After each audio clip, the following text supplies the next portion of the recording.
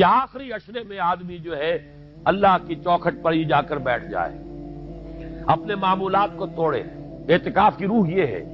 کہ یہ جو ہمارے معمولات ہوتے ہیں، روٹین، یہ بھی غفلت پیدا کر دیتے ہیں۔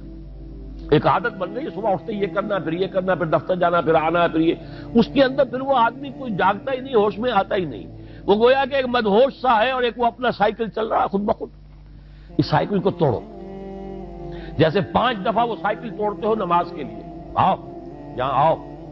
آؤ سجدے میں گرے لوح جبی تازہ کریں، یاد کرو اللہ کو دوبارہ، اپنا عہد استوار کرو دوبارہ، ایاک نعبد و ایاک نستعین۔ اسی طرح سال میں ذرا یہ 9-10 دن بھی ایک دفعہ توڑو اپنے روٹین کو، جاؤ وہاں ڈیرا لگا لو مسجد کے اندر اللہ کے در پر، سوائے جو ناگزیر ہوائج انسانیاں ہیں، پیشاب وغیرہ کے لیے جانا ہے باہر جاؤ، وضو کرو، پھر آ کے بیٹھ جاؤ۔ محض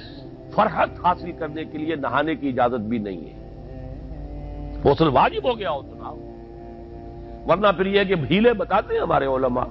کہ وضو کی نیت سے جاؤ غسل کر کے آ جاؤ، اس لیے کہ معلوم ہے کہ آج آدمی کی جو عادت بن گئی ہوئی ہے روزانہ نہ نہائیں تو طبیعت میں کسل رہتا ہے، لیکن اسی کو تو توڑنا ہے، اسی روٹین کو تو توڑنا ہے۔ اصل میں اجازت نہیں ہے، اصلاً اجازت نہیں ہے۔ آپ جو ہے جو بھی ناگزیر، ہاں اگر آپ کو فرض کیجئے کوئی ایسی شکل ہو گئی ہے، رات کو آخر سوئے تو ہے، سونے میں بدخوابی ہو گئی ہے، نہانا ہے تو جاؤ نہاؤ، ٹھیک ہے، غسل واجب ہے نہاؤ، اور یہ کہ پیشاب کی بہانے کی حاجت ہے جاؤ پوری کرو، وضو کرو، واپس آ جاؤ، چاہے یہاں سو، یہاں ذکر کرو، یاد کرو، جو کرو یہاں پہ، لیکن اور اس میں بھی خاموشی۔ یہ اتنی ہلکی شے نہیں ہے اعتکاف، یہ تو اس عبادت کا، رمضان میں جو روح بیدار ہوتی ہے یہ اس کا کلائمیکس ہے،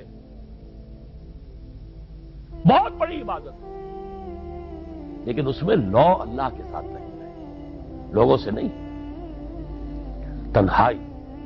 غور و فکر، یا قرآن پڑھو، ذکر کرو، نوافل پڑھو، یا سوچو کچھ، جیسے حدیث میں آتا ہے وَأَن يَكُونَ نُطْقِي ذِكْرًا وَنَظَرِي عِبْرَةً وَسَمْتِي فِكْرًا، میرا دیکھنا ہو تو عبرت کا دیکھنا ہو کہ ہر شے سے میں سبق حاصل کروں، اور میں بات کروں تو اللہ کے ذکر پر مبنی ہو میری بات، اور میں خاموش رہوں، وَسَمْتِي فِكْرًا، غور و فکر، تفکر و اعتبار، جو حضور جا کر غار حرا میں کیا کرتے تھے وہ اعتکاف تھا حضور کا، مکی دور کا اعتکاف، تنہا بیٹھ کر۔ اور یہ روایت مجھے بعد میں معلوم ہوا کہ یہ بنو ہاشم میں یہ روایت تھی، حضور کے دادا بھی جا کر وہاں پر غار حرا میں بیٹھا کرتے تھے، یہ ان کی ایک خاندانی روایت چلی آ رہی ہے، یہ جگہ تھی، اور وہ جگہ ایسی ہے عجیب سی، اب تو خیر بڑی بڑی عمارتیں حائل ہو گئی ہیں، ورنہ میں نے جب پہلا حج کیا تھا سن 62 میں تو میں نے اس وقت جا کر دیکھا تھا واقعتاً سیدھا کعبہ نظر آتا ہے وہاں سے، اور کچھ درمیان میں نہیں، جیسے اس کو سلٹ لیمپ کہتے ہیں، وہ غار ہے ہی ایسی کہ سامنے ایک دراڑ سی بس کھلی ہوئی ہے، یہ اس کے اندر سے وہاں بیٹھ جائیے سیدھی نگاہ خانہ کعبہ پر جاتی ہے، تو کعبے کا مراقبہ بھی کیا جا سکتا تھا وہاں بیٹھ کر، دیکھنا کعبے کو دیکھنا عبادت ہے، اور پھر اس یکسوئی کے ساتھ کوئی نہیں، کعبے میں ہے تو نہ معلوم کیا کچھ اور ہو رہا ہے، لیکن یہ کہ وہاں تو آپ بیٹھے ہوئے، وہ اعتکاف، یہی اعتکاف حضرت موسیٰ نے کیا تھا 40 دن کا، تب تورات ملی تھی، یہی 40 دن کا روزہ کیا رکھا تھا، یہ اگرچہ قرآن میں مذکور نہیں ہے، حضرت موسیٰ کا تو قرآن میں مذکور ہے، حضرت عیسیٰ کا انجیل میں مذکور ہے، 40 روز کا روزہ اور اعتکاف پہاڑوں میں کیا جاتا ہے، تب انجیل میں لی، یہی اعتکاف تھا جو حضور کر رہے تھے غار حرا میں، تب قرآن، اقرا بسم ربک الذی خلق خلق الانسان من علق، یہ تو اس کا ایک عکس، اس کی ایک جھلک ہونی چاہیے۔ میں نے روح اعتکاف پر بھی ایک زمانے میں ایک تقریر کی تھی، میں نے دیکھا چھپی ہوئی تھی، اب پتہ نہیں کہیں اویلیبل ہے یا نہیں، ایک علیحدہ کتابچے کی شکل میں بھی تھی، ویسے عظمت سیام و قیام رمضان مبارک پر بھی میرا کتابچہ ہے، عظمت صوم، جس میں کہ پھر میں نے یہ انسان کے دو وجود، اس کے بارے میں بھی خاصی وضاحت کے ساتھ گفتگو کی ہے، وہ بھی میرا کتابچہ ہے، شاید باہر اس پہ ہوں گے۔ تو فرمایا جب تم اعتکاف میں ہو تو ان کے ساتھ مباشرت نہیں کر سکتے،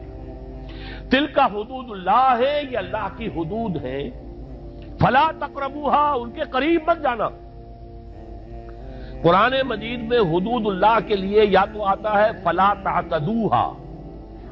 یہ اعتداء کہتے ہیں کسی حد کو کراس کر جانا، تجاوز کرنا، اور جہاں زیادہ احتیاط کی بات ہے وہاں فلا تقربوہا، آخری حد کے قریب تک نہ چلے جانا، مبادا کہیں غلطی سے قدم جو ہے ادھر پڑ جائے۔ جیسے حضور نے حدیث کے اندر بیان فرمایا الا لکل ملک حمن، ہر بادشاہ کی ایک محفوظ چراگاہ ہوا کرتی تھی، اسی کے جانور اس میں چریں گے، کوئی رعیت میں سے کسی کی بھیڑ بکری، کسی کا کوئی جو ہے گھوڑا وہاں نہیں آ سکتا۔ اب اگر کسی کا گھوڑا یا کسی کی بھیڑ بکری چلی گئی، وہ مجرم ہو گیا، پکڑا جائے گا، گردن ماری جائے گی۔ تو حضور نے فرمایا کہ اللہ کی بھی ایک محفوظ چراگاہ ہے۔ اللہ کی حما کیا ہے؟ محارمہ، جو چیزیں اس نے تم پر حرام کر دی، ان کے قریب نہ جانا۔ تو دیکھو اگر کوئی چرواہا اپنی بھیڑوں بکریوں کو بالکل آخری حد تک لے جائے گا اس بادشاہ کی جو وہ حد ہے، تو اندیشہ ہے کہ بھیڑیں بکریاں کہیں ایک چھلانگ لگائے اور بادشاہ کی چراگاہ میں داخل ہو جائے۔ لہذا ذرا فاصلے پر رہا کرو، یہ ہے آخری حد تک نہ جاؤ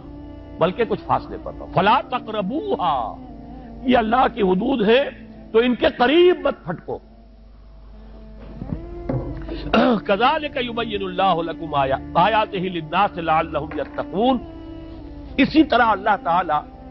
اپنی آیات لوگوں کے لیے واضح کر رہا ہے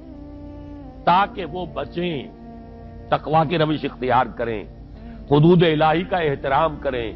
اس میں کہیں تجاوز تو دور رہا، اس کے قریب بھی رہا۔